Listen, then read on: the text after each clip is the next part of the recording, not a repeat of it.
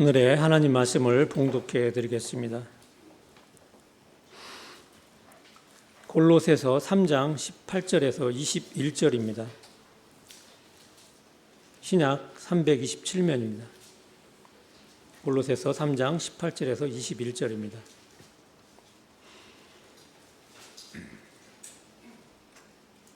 아내들아 남편에게 복종하라. 이는 주 안에서 마땅하니라. 남편들아 아내를 사랑하며 괴롭게 하지 말라. 자녀들아 모든 일에 부모에게 순종하라. 이는 주 안에서 기쁘게 하는 것이니라. 아비들아 너희 자녀를 노엽게 하지 말지니 낙심할까 함이라. 아멘. 목사님께서 우리의 가정 어떻게 다른가라는 제목으로 말씀 증거하시겠습니다. 골로새서에 대해서 잠깐 언급하며 시작하도록 하겠습니다. 바울이 감옥에 갇혀 있을 때였는데요. 에바브라로부터 골로새 교회의 형편을 들었습니다. 당시 골로새는 이 거짓 가르침이 난무하였습니다. 그래서 거짓 가르침을 말하는 사람들은 마치 자기들의 철학을 주장하는 듯하지만 실제로는요, 헬라 철학과 헬라 종교와 유대 종교를 섞어 놓은 것에 불과하였습니다. 그러니까 에베소를 통해서 들어온 헬라 종교, 그리고 그 인근에, 골로새 인근에 제법 큰 유대인 공동체로부터 유대의 영향을 받아서 이 내용들이 결정된 겁니다.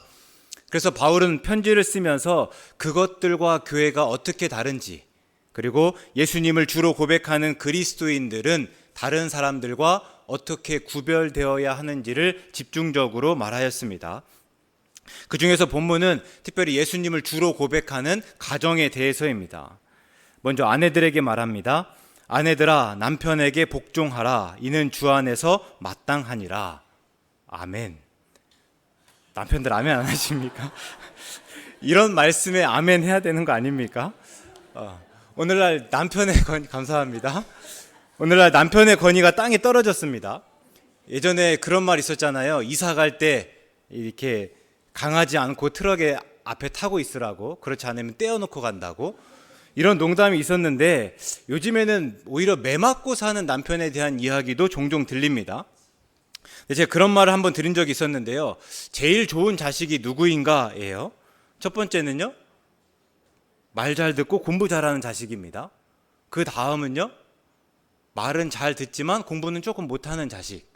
그 다음은요, 말은 안 듣지만 그래도 공부는 잘하는 자식. 그럼 마지막은 누구라고 했죠? 지 애비 닮은 자식입니다.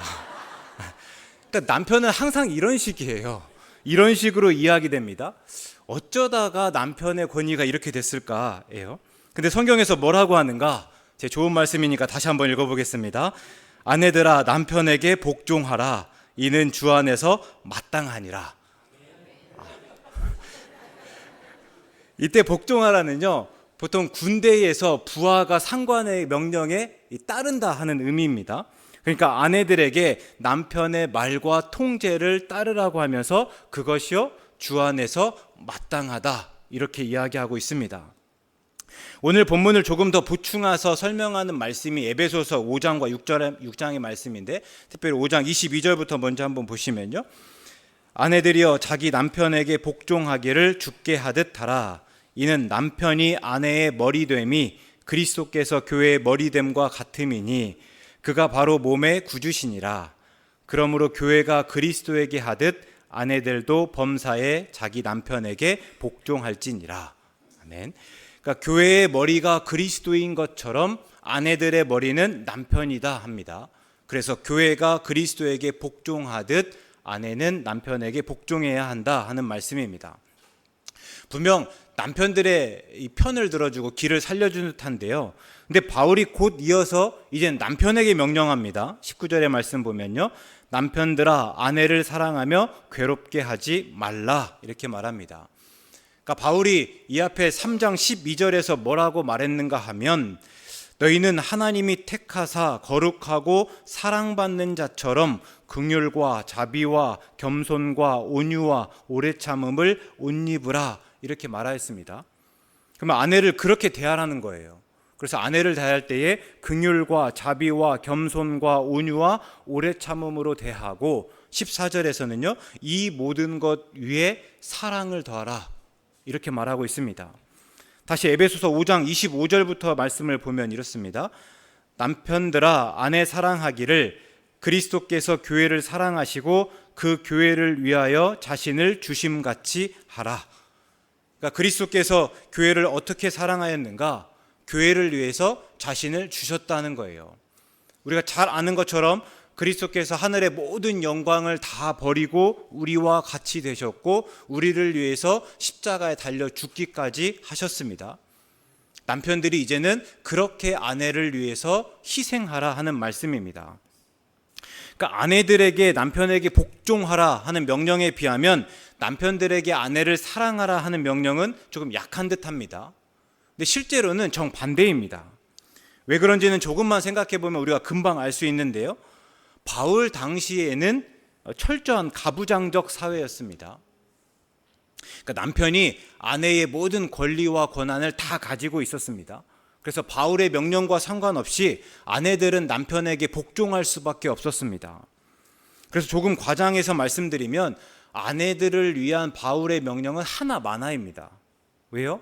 이미 다 그렇게 하고 있었기 때문에. 이미 당시에 모든 아내들은 남편에게 복종하고 있었고 그렇게 하지 않을 때는 사회적으로 큰 지탄의 대상이 되었을 뿐만 아니라 문제가 되었기 때문입니다. 반면에 남편들에게는 다릅니다. 아내의 모든 권리와 권한을 가졌다고 그것을 당연하게 여기면서 부리지 말라 하는 명령이에요. 오히려 아내를 사랑하면서 특히 아내를 괴롭게 하지 말라 이렇게 명령하였죠. 그러니까 사회적인 통념을 완전히 깨는 일입니다. 물론 지금 바울이 당시의 가부장제를 폐지하라고 하지는 않습니다. 그러나 남편들에게 너희들이 가지고 있는 권리와 권한을 너희 맘대로 함부로 쓰지 말고 아내를 사랑하며 괴롭게 하지 말라고 명령하면서 오히려 그런 가부장제를 유명무실하게 만들고 있습니다. 그동안 아내들이 남편에게만 의무를 져왔다면 이제 남편들도 아내에 대한 의무를 지라 이렇게 말씀하는 거죠. 그러니까 이런 바울의 의도는 에베소서 5장 21절에서 분명히 나타나고 있습니다. 그리스도를 경외함으로 피차 복종하라 입니다.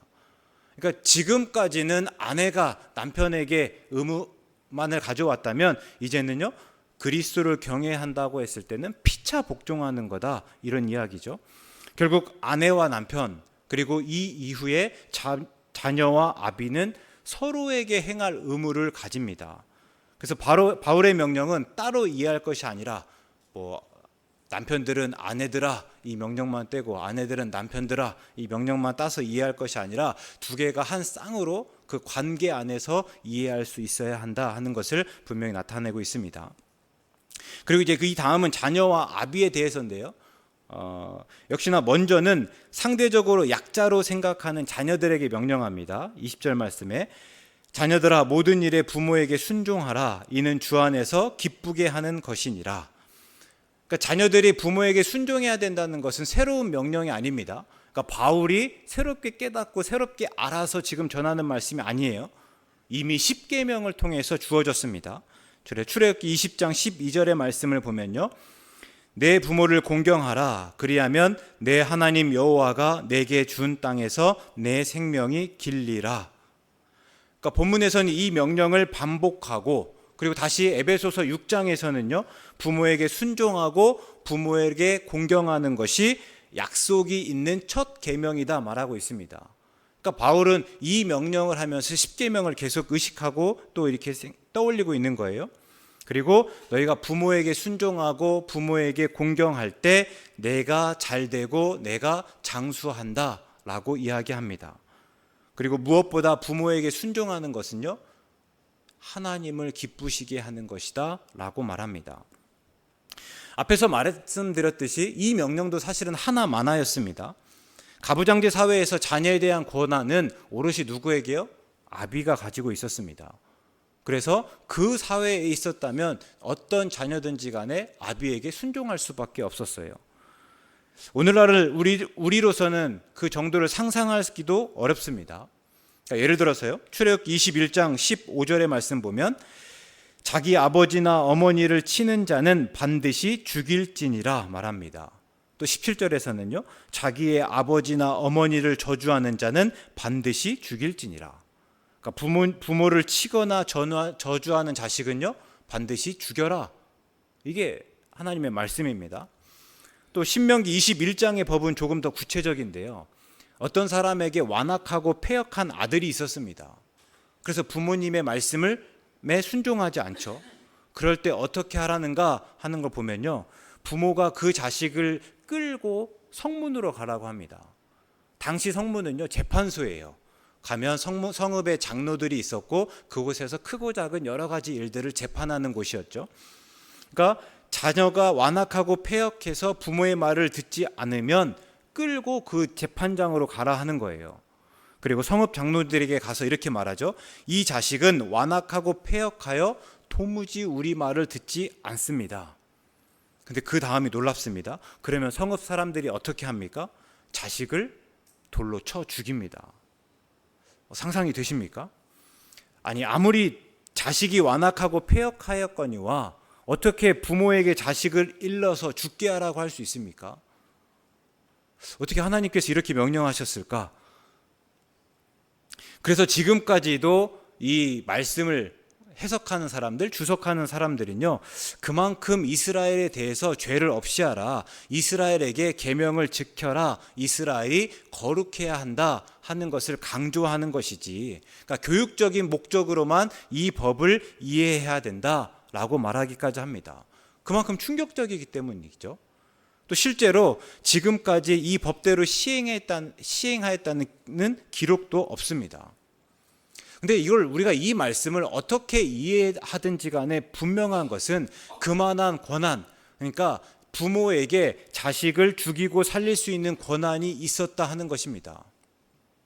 그러니 자녀들에게 부모에게 순종하라고 따로 명령할 필요가 없었습니다. 그 당시에는요, 부모에게 순종하지 않으면 거의 죽음에 가까운 벌을 받는 시대였기 때문이죠. 근데 오늘날에는 다릅니다. 자녀들이 부모에게 순종하라는 명령을 이제 새롭게 들어야 됩니다. 그만큼 그때와는 다르게 지금은 자녀들이 부모에게 순종하지 않기 때문입니다. 물론 그 책임은 부모에게 더합니다.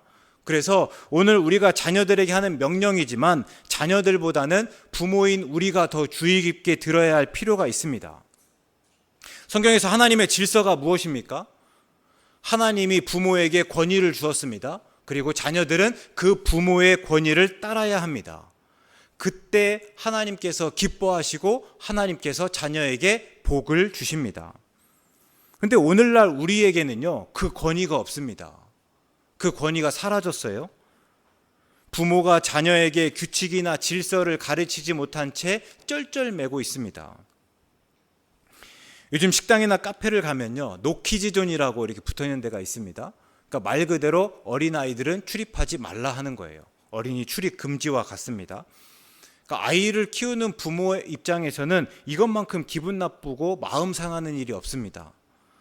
일부 사람들은 그게 아이의 권리 보장을 방해하고 있다. 특별히 요즘같이 저출산의 문제가 심각할 때에 적절하지 않다 하는 이빠른 소리를 하고 있습니다. 맞아요. 그 말이 얼만큼 맞습니다. 그리고 개인적으로는 저도 아이들을 그렇게 금지하는 것이 싫기도 하고 안타깝기도 합니다. 그런데 노키즈존이 옳다 그르다를 말하기 이전에 왜 노키즈존이 생겼는가를 한 번쯤은 생각해 봐야 될 듯합니다. 왜 생겼을까요? 주인이 아이를 싫어하고 무시해서일까요? 그렇지 않아요. 상당수는 아이가 어떻든지 간에 상관하지 않고 통제하지 않고 멋대로 두고 그러다가 행여 무슨 일이 생기면 다른 사람을 탓하는 이 부모 때문입니다. 그런 경우가 많지 않습니까? 아이가 소리를 지르고 돌아다니면서 굉장히 위험하고 또 여기 이것저것 집기를 만지고 다른 사람에게 방해가 되는데 그런 아이를 제지하지 않습니다.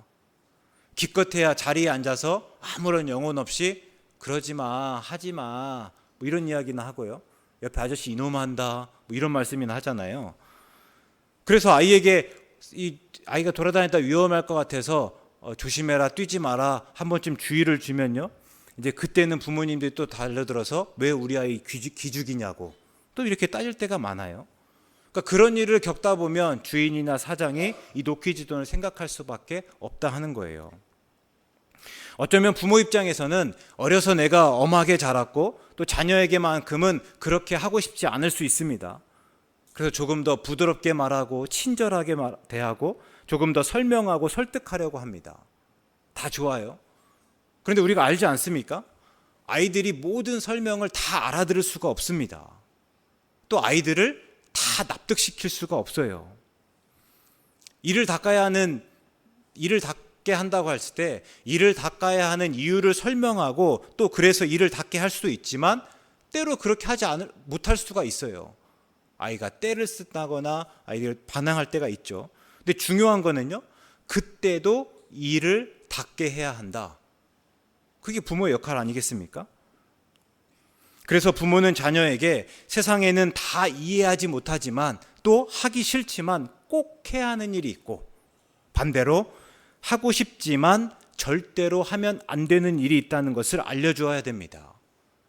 다양한 상황에서 처지와 형편에서 어떤 규칙을 따라 살아야 하는지를 잘 가르쳐 주어야 됩니다.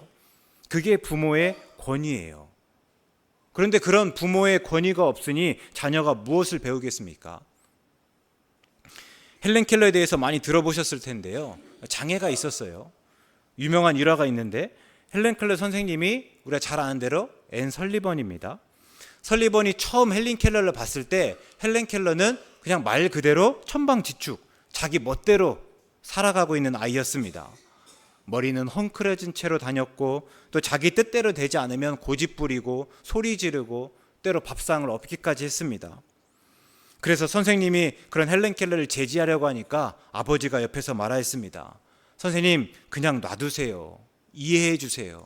천사 같은 아이인데 장애가 있다 보니 답답하고 불편해서 그래요. 그때 선생님이 아버지에게 뭐라고 말한 줄 아십니까? 천사 같은 아이였지만 지금은 악마가 되고 있습니다. 아버님, 악마로 키우시겠습니까? 부모가 권위를 잃을 때 자녀를 악마로 키울 수 있습니다. 극단적인 예일 수 있지만 최근에 계속해서 보도되는 사건들이 무엇입니까? 여자친구나 애인에게 이별을 통보받자 그걸 수용하지 못하고 분노해서 여자친구나 애인을 살해하는 범죄가 잇따르고 있습니다. 이게 생각보다 많은가 봐요. 한 보도에 따르면 한 3일에 한 건 정도로 이런 사건들이 계속해서 나타나고 있다는 거예요. 왜 그럴까? 혹 부모가 아무런 권위를 가지지 못하면서 자녀를 악마로 키운 것은 아닐까요? 항상 자기의 뜻대로 살았고 그래서 자기의 뜻대로 되지 않는 것을 참지 못하는 아이로 키운 것은 아닐까 생각해 봅니다. 또 이어서 바울이 아비들에게 명령합니다. 아비들아, 너희 자녀를 노엽게 하지 말지니 낙심할까 함이라. 여기서 자녀를 노엽게 한 게 무엇입니까? 다른 말로 한번 바꾸어 보면 자녀들을 짜증나게 하지 말라는 거예요. 그러면 자녀를 짜증나지 않게 하기 위해서 또 부모는 모든 것을 다 해줘야 됩니까? 그럼 조금 전에 말했던 부모의 권위과는 상충하는데 그래도 괜찮습니까? 물론 아니에요. 그래서 여기서 자녀들을 노엽게 하지 말라는 것은 그것보다 조금 더 근본적으로 생각해 봐야 돼요. 자녀를 위한다는 이유로 자녀를 억압하고 또 자녀를 사랑한다는 이유로 자녀에게 상처를 주는 일들입니다. 여러 경우들이 있지만 흔하게는 이 완벽주의적 태도를 꼽을 수 있습니다. 완벽주의적 태도는 다른 게 아니라 잘한 것을 칭찬하지 않고 못한 것만 지적하는 경향입니다. 자녀가 10문제 중에서 한 문제를 틀렸습니다. 그러면 잘한 것입니까? 못한 것입니까? 잘한 거예요. 다시 말씀드리면 잘한 거예요. 근데 이 한 문제를 가지고 주로 이야기를 합니다. 맞은 9개를 맞춘 거가 아니라 한 문제 틀린 거 갖고 주로 이야기를 하는 거죠. 또 잘했다고 말은 하지만 생략하거나 아니면 정말 짧게 말합니다. 잘했어 근데 뭐 이런 식이에요. 잘했어. 근데 조금만 더 열심히 했으면 그 한 문제도 맞추지 않았을까? 네가 앞으로 조금만 더 열심히 하면 나중에는 그 한 문제도 맞출 수 있어. 이런 이야기를 하는 거죠. 그래서 다음에는 다 맞았습니다. 그럼 이제 뭐라고 합니까? 잘했어. 이제 영어는 다 맞았는데 그럼 수학은 어떻게 할래? 이렇게 묻는 거예요. 아빠에게 가서 영어 다 맞았다고 하면 아빠가 뭐라고 합니까? 너희 반에 다 맞은 애 몇 명이야? 이번에 문제가 쉬웠어? 그러다가요, 지금 다 맞은 게 중요한 게 아니야. 앞으로가 더 중요한 거지. 뭐 이렇게 말하기도 합니다. 그러다 보니 항상 어떤 말들이 오가고 있는 거예요? 잘해라, 열심히 해라, 최선을 다해라, 미리미리 준비해라. 다 이런 말들이에요. 그리고 그런 말과 태도가 자녀들을 노엽게 한다 하는 겁니다. 그래서 그런 자녀들이 나중에 어떻게 하는지 아십니까? 이제는 부모에게 복수합니다. 그런 말 들어보셨어요? 책 제목도 있는데요. 전성수 교수가 쓴 복수당하는 부모들입니다. 좀 섬뜩하죠? 자녀들이 어려서부터 이렇게 자라면서 스트레스를 받고 그게 뇌에 영향을 미친다는 거예요. 그리고 성격이 삐뚤어지고 이제는 부모에게 대들고 반항하고 게임 중독이 되고 공부하지 않는 등의 복수를 한다 하는 식입니다. 기본적으로 뇌관에서 쓴 책인데요. 그 책에서 나온 예가 이래요. 어떤 아이가 공부를 열심히 해서 서울대학교에 갔습니다. 그런데 서울대학교 입학하자마자 바로 자퇴서를 제출합니다. 부모가 물었죠. 왜 그러냐고. 그랬더니 자녀가 말합니다. 이제 아빠의 원대로 내가 서울대학교 들어왔으니 이제는 내 마음대로 하겠습니다. 아빠가 항상 그랬잖아요. 서울대학교만 들어가라고. 이제 들어왔으니 이제는 내가 하고 싶은 대로 내가 원하는 길 찾아가겠습니다. 이랬다는 거예요. 제가 언젠가 들었는지 읽었는지 정확하진 않습니다. 근데 어쨌든 상담하시는 분으로부터 들었는지 읽었는지 한 그런 얘기예요. 비슷한데요. 한 아이가 공부를 굉장히 잘했습니다. 근데 어느 순간부터 공부를 전혀 하지 않았어요. 그래서 이제 급기야 상담가에게 맡기기까지 했는데 이제 상담가와 얼만큼 관계가 형성돼서 상담가가 물어보는 거죠. 야, 너 예전에 공부 잘했다면서 근데 지금은 왜 공부 안 하는데? 그랬더니 그 친구의 말이 그렇습니다. 제가 공부하고 성적 잘 나오면 엄마가 좋아할까 봐서요. 그런 꼴 보기 싫거든요. 왜 이런 겁니까? 그 아이의 마음 안에 이 노여움, 분노가 있었기 때문이에요. 그럼 왜 이렇게 되었냐? 부모가 자녀를 사랑하지 않아서입니까? 아니에요. 부모들에게 물어보면 한결같은 대답은 자녀를 위하고 자녀를 사랑한다 합니다. 그럴 때 우리가 단순히 자녀를 위하고 사랑한다고 말하는 것이 아니라 한 번쯤 고민해 물어봐야 될 거가, 그러면 우리는 혹 자녀를 위하고 자녀를 사랑한다고 하면서 자녀를 노엽게 하고 있지는 않는가? 자녀를 낙심시키고 있지는 않았는가? 따져봐야겠죠. 이런 완벽주의적인 태도는 곧 조건적 사랑으로 이어질 때도 있습니다. 흔히 우리가 부모의 사랑을 무엇이라고 하는가 하면 조건 없는 사랑입니다. 그러니까 부모의 사랑은 조건 없는 사랑이고 또 조건 없는 사랑이어야 합니다. 그런데 자녀를 완벽주의적 태도로 대하다 보니까 어느 순간부터 자녀들이 우리의 사랑을요, 조건적 사랑으로 오해한다 하는 거예요. 자녀들이 특정 조건을 충족할 때에만 부모님으로부터 사랑받을 수 있다고 생각합니다. 실제로 그런지 한번 집에 가서 여쭤보시기 바랍니다. 자녀들에게 가서요, 한번 그냥 아무 이유 없이 사랑해 한번 말씀해 보세요. 아이가 공부하고 있을 때 사랑해 하시면 안 됩니다. 그냥 아무 일 안 하고 있을 때, 그냥 빈둥거리고 있을 때 그냥 가서 사랑해 한번 말씀해 보세요. 근데 자녀가 왜요? 하는 자녀가 있을 수 있습니다. 또 나도 사랑해 하는 자녀가 있을 수 있습니다. 첫째와 둘째가 다를 수 있어요. 보통 우리가 첫째에게는 조금 이렇게 까다롭게 한다면 둘째에게는 너그럽게 관대하게 대하잖아요. 그래서 어느 경우에는 첫째는 왜요? 그러고 둘째는 나도 사랑해 하기도 합니다. 다루진 않겠지만 우리가 더 사랑한다는 말을 더 다양한 상황에서 해줘야 된다는 거예요. 뭔가를 잘했을 때만이 아니라 그렇지 못했을 때에도, 그럼에도 불구하고 아빠는 엄마는 너를 사랑한다 하는 이야기를 더 많이 들려준다 하는 이야기인데요. 어쨌든 이런 경향이 신앙에서도 그대로 나타납니다. 조건 없는 사랑을 경험해 보지 못한 자녀들은요, 나중에 하나님의 사랑을 아는데도 굉장히 어려움을 겪어요. 우리가 잘 아는 대로 하나님의 사랑은요, 아무 자격 없는 자에게 조건 없이 주는 사랑입니다. 그래서 로마서 5장에서 바울이 뭐라고 하는가 하면 6절과 7절의 말씀인데요. 우리가 아직 연약할 때에 그리스도께서 경건하지 않은 자를 위하여 죽으셨도다. 의인을 위하여 죽은 자가 쉽지 않고 선인을 위하여 용감히 죽은 자가 혹 있거니와 우리가 아직 죄인 되었을 때에 그리스도께서 우리를 위하여 죽으심으로 하나님께서 우리에 대한 자기의 사랑을 확증하셨느니라. 아멘. 그러니까 우리가 어떨 때 그리스도께서 죽으셨습니까? 우리가 아직 연약할 때입니다. 경건하지 않을 때입니다. 우리가 의인 되었거나 선인 되었을 때가 아니라 아직 죄인 되었을 때입니다. 우리가 사랑받을 자격이 없을 때이고 아무런 노력도 하지 않았을 때입니다. 그때 그리스도께서 우리를 위해 죽으셨고 하나님께서 우리에 대한 자기의 사랑을 확증하셨다 하는 말씀이에요. 이게 하나님의 사랑입니다. 그러면 자녀들이 이 하나님의 사랑을 어떻게 알 수 있습니까? 가장 먼저, 가장 쉽게는요, 부모님을 통해서입니다. 그런데 부모님이 완벽주의적 태도를 가지고 조건을 따지면 어떻게 되는 거예요?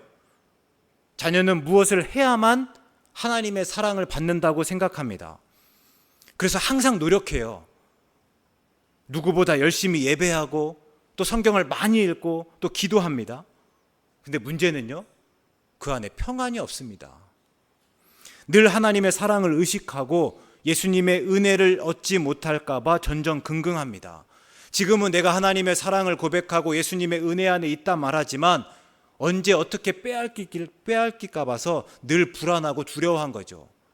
내가 조금 더 예배하지 못하면, 하나님의 말씀을 읽지 않으면, 기도하지 않으면 하나님이 금방이라도 나를 미워하고 싫어하고 멀리 떼어놓을 것 같은 이 불안과 두려움이 있는 거예요. 얼마나 불쌍합니까? 그렇다면 묻게 되는 거죠. 오늘 우리는 그런 불쌍한 신앙인이 아닌가? 또 우리 자녀가 그런 불쌍한 신앙인은 아닌가 하는 거죠. 그래서 다시 가정에서부터 조건 없는 사랑을 실천하고 회복해야 합니다. 바울이 골로새서 2장 20절에서 말하였습니다. 그러니까 우리는 그리스도와 함께 죽음으로 세상의 방식에서 벗어났습니다. 그런데 왜 세상에 사는 것 같이 세상의 방식에 순종하고 있습니까? 하는 이야기예요. 그러면 예수님을 주로 고백하는 그리스도인은 어떻게 구별되어야 할까요? 어떤 아내, 어떤 남편이어야 할까요? 또 어떤 자녀, 어떤 아비여야 할까요? 이게 본문을 통해서 우리가 묻고 답해야 할 물음입니다. 우리 중에는 여러 가지 이유로 혼자이신 분이 있습니다. 혹은 오랫동안 함께 살고 익숙해지면서 이제는 피차 복종하고 서로 사랑하는 것을 따지는 것이 오히려 어색한 분들도 있습니다. 이제 부모님은 연로하시거나 돌아가셨습니다. 또 자녀들은 다 커서 내 손을 떠났습니다. 그러다 보니까 내가 이제는 자녀라고 하기도 뭐하고 아비라고 하기도 애매합니다. 그러면 이런 물음이 우리와는 아무런 상관이 없고 별다른 의미가 없습니까? 그렇지 않습니다. 우리가 이런 물음으로 묻고 새롭게 이해해야 됩니다. 우리의 지난날을 생각해 보면서 잘한 것은 잘한 대로, 또 부족한 것은 부족한 대로, 아쉬운 것은 아쉬운 대로 고백하며 새로운 가치와 기준을 자꾸만 나누어 가야 돼요. 그때 그것이 우리 안에서, 그러니까 가정 안에서, 교회 안에서 다르게 생각하고 다르게 말하고 다르게 살아갈 여지가 됩니다. 그리고 그때 세상 속에서 그리스도인 가정으로 구별되어 가는 밑거름이 되는 거죠. 이제 우리가 또 상당수는 할아버지 할머니지 않습니까? 그러면 이젠 또 할아버지 할머니로서 고민해야 되는 거예요. 자녀들을 키울 때 어떠했는지를 자녀들과 나눌 수 있어야 되고, 때때로 그곳에서 내가 실수하고 내가 잘못한 것들은 또 사과를 구할 수도 있어야 됩니다. 또 이젠 또 할아버지 할머니로서 또 자녀들, 그러니까 우리 아들과 딸, 며느리의 부모로서의 권리를 어떻게 지켜둬야 되는지, 단순히 내가 이쁘다는 이유로 무조건 부모될 것이 아니고 무조건 그냥 다 용납할 것이 아니라 그 부모가 말한 것들을 어떻게 내가 함께 동조해 줘야 되는지 또 여러 가지로 한번 생각해 볼 수 있어야 됩니다. 그리고 그리스도인 가정이기 때문에 자녀들을 어떻게 대하든지가 말해질 때에 우리가 비로소 세상 속에서 구별되어질 수 있다 하는 것들이고요. 그 세상 속에서 우리의 자녀들이 건강하게 자라고 건강하게 살아갈 수 있다 하는 것입니다. 그것이 오늘 바울이 말하고 있는 것입니다. 바라옵기는 우리가 그 일 이루어 가실 수 있기 바랍니다. 우리가 함께 고민함으로부터 건강한 가정, 특별히 하나님의 사랑이 온전히 고백되어지고 그 사랑으로 서로가 서로를 사랑할 수 있는, 사랑한다 고백하는 그런 가정 일구어 가시기 바랍니다. 우리 오늘 작은 노력이 그런 가정이 되고 그런 가정이 모여 우리 교회가 되고 또 우리 사회가 되기를 주의 이름으로 축원합니다. 알겠습니다. 사랑의 하나님, 하나님을 경외하지만 그래서 어떤 아내와 남편이 되어야 하고 어떤 자녀와 아비가 되어야 하는지 충분히 묻지 못한 채 살 때가 많았습니다. 서로에게 사랑의 의무를 지기보다 일방적인 사랑을 요구할 때가 많았습니다. 지금부터라도 서로 사랑하고 서로 존중하며 살아가겠습니다. 하나님이 일구어 주신 가족과 가정을 더욱 소중히 여기겠습니다. 우리에게 용기와 지혜를 주시옵소서. 예수님의 이름으로 기도드립니다. 아멘.